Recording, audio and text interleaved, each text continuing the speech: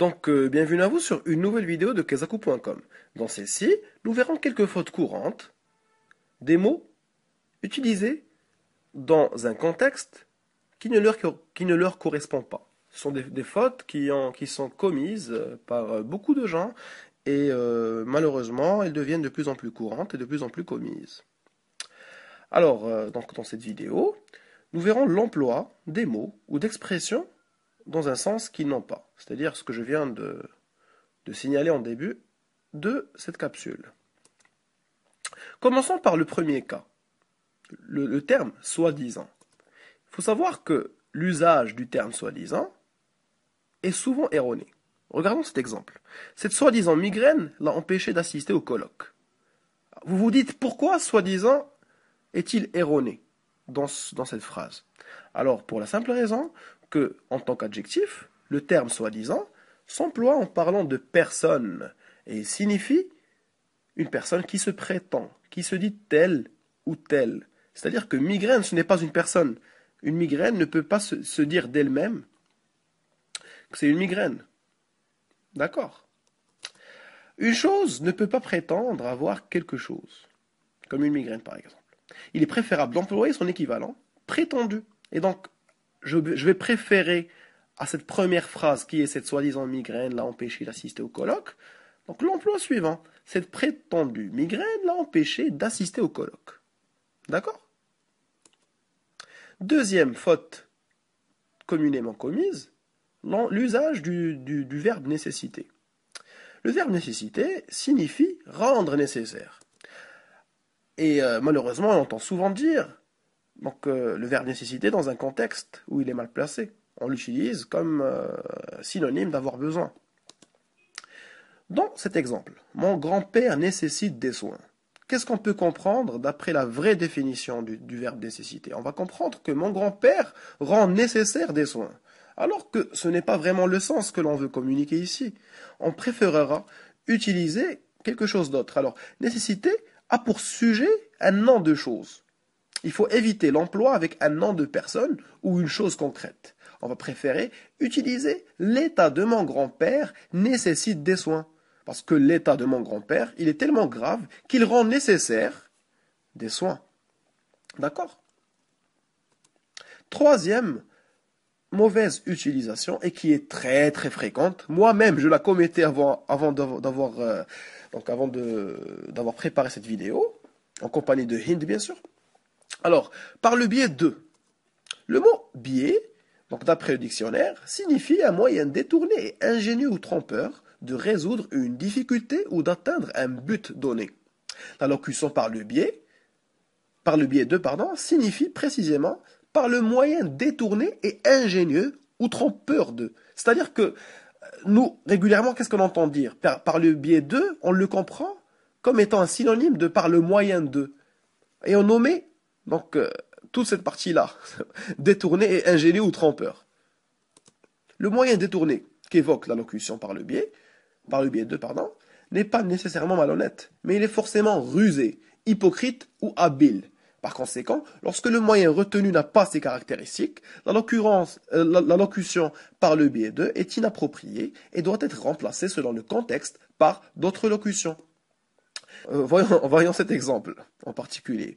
Toutes ces données sont collectées par le biais de notre site web. Cette phrase, elle n'est vraie uniquement lorsque le site web, il collecte les données d'un moyen rusé, hypocrite ou habile. Mais lorsque ce n'est pas le cas, on va utiliser la phrase suivante. Toutes ces données sont collectées par l'intermédiaire ou bien par le moyen de notre site web. Quatrième faute très très fréquente. Quatrième utilisation erronée, c'est le verbe dispenser.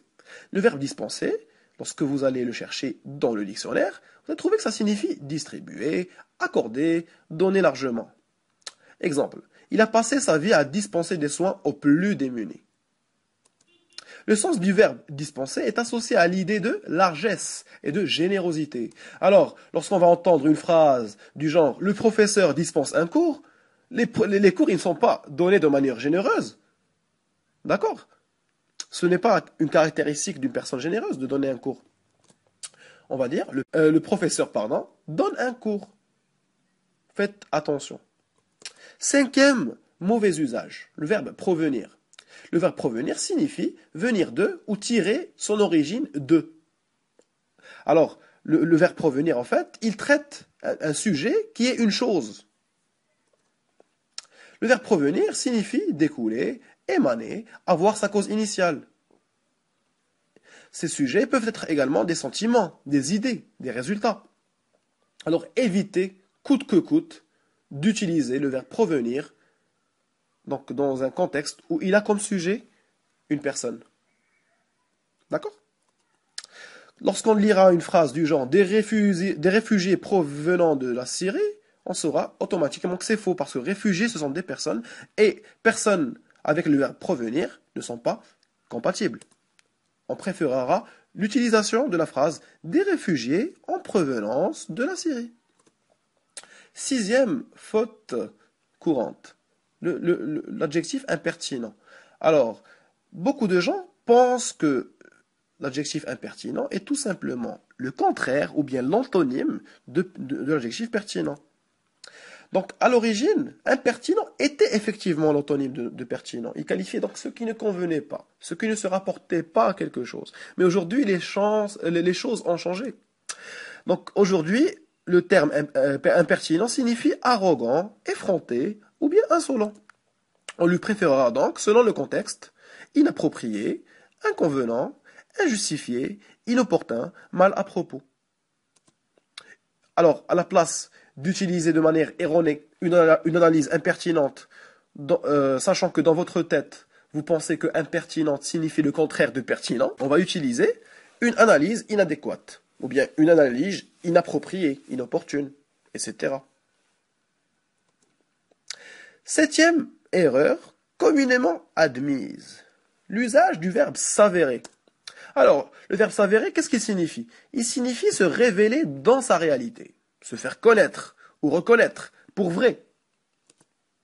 Lorsqu'on lira une phrase du genre « la nouvelle s'est avérée fausse », il y a une incompatibilité parce que le verbe avérer, il traite tout ce qui est vrai. Lorsqu'on va dire c'est avéré, on pourra dire c'est avéré intéressante, c'est avéré justifié, c'est avéré valide, la nouvelle c'est avéré importante.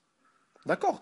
Le verbe s'avérer, il donne une connotation affirmative au sens. Et donc, on évitera coûte que coûte d'utiliser le verbe s'avérer à côté de faux. S'avérer faux. C'est totalement faux. On préférera l'utilisation de la phrase suivante. La nouvelle s'est révélée fausse. Alors, nous espérons que cette vidéo a été à la hauteur de vos attentes et que vous avez pu donc corriger quelques-unes de ces erreurs donc, auxquelles vous auriez pu être confrontés par le passé.